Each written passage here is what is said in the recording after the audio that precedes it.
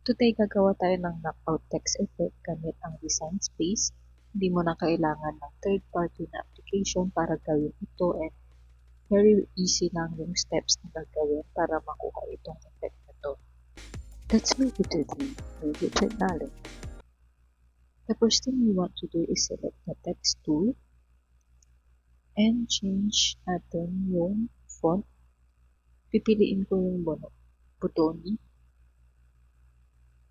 and edit ko lang yung font and i-resize ko lang tulad nitong example natin. Next is gagawin ko yung first name ko, tatay ko yung first name ko, and i-change ko lang yung font. Ang font naman nito ay Christmas Shine na na-download ko sa Creative Fabrica. Ilalagay ko ang link sa description box para pwede nyo na rin i-download itong font na ito kung gusto nyo itong gamitin. And i-change ko lang yung color sa blue. Next naman ay gagawin na natin yung offset para yun yung i-slice natin from itong letter A. Isi-select ko yung text and i-click ko yung pencil na icon dito. And kung sakaling hindi ganito yung itsura ng design space na nag-update kasi recently,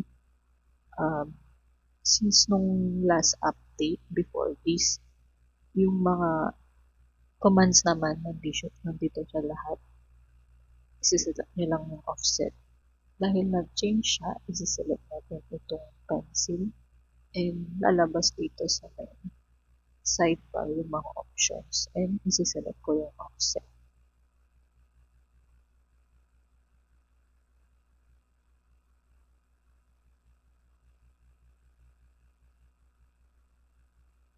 Move lang natin dahil hindi natin makita.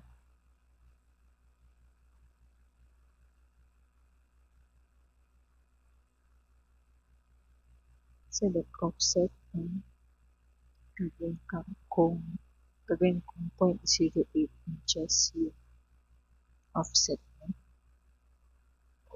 Gawin ko much lesser siguro. 0.07.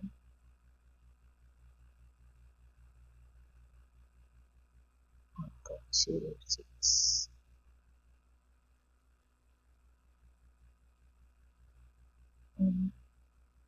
Dapat naka-round yung corners para hindi masyadong sharp yung edges, and naka-weld din yung offsets para yung offset mo ay isang object. And click apply. And gagawin na natin yung knockout natin. Isi-select ko yung offset and yung letter A. And dito sa bottom ng layers panel, dito sa may bottom ng layers panel, i-click ko yung combine and click subtract. There you have it. Tapos na natin. Pwede natin i-change yung mga colors dito. Depende sa anong material yung gagamitin natin. And dito rin sa object pala. Zoom natin ng konti. Dahil text ito, kailangan muna natin i-click yung unite para maging object siya. Otherwise, dito sa mga portions na may lines, magkakat pa rin siya separate. Click unite. And all done. Pwede nyo itong gamitin sa HTV na mga projects nyo or mga decals. Para sa mga next na projects nyo, pwede kayong mag-experiment kung anong font yung gusto nyo. Kung gusto nyo ng more tutorials na tulad nito, pwede kayong pumunta sa playlist ko na Design Using Cricket's Design Space. Marami akong mga tutorials din i-upload sana. Keep on watching. Thank you.